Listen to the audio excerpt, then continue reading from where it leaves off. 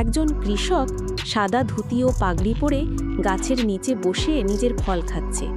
হঠাৎ একদিন সে দাঁড়িয়ে অবাক হয়ে দেখে গাছে কোনো ফলই নেই, একেবারে ফাঁকা। রাতে কৃষক চুপচাপ কুঁড়ে ঘরের দরজার আড়ালে লুকিয়ে থাকে। চাঁদের আলোয় সে গোপনে সব কিছু লক্ষ্য করছে।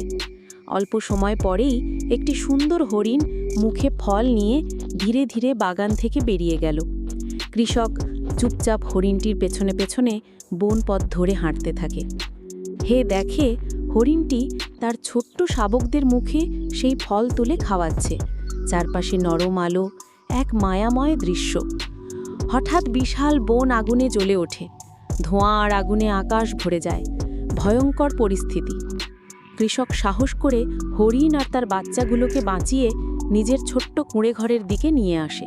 কিছুদিন পর দেখা যায় কৃষকের কুঁড়ে ঘরের ভিতরে হরিণের বাচ্চারা আনন্দে লাফাচ্ছে, একদম সুস্থ আর নিরাপদ। কৃষক হরিণ পরিবারের পাশে বসে চোখ ভিজিয়ে কান্না করছে, কিন্তু তা আনন্দের কান্না।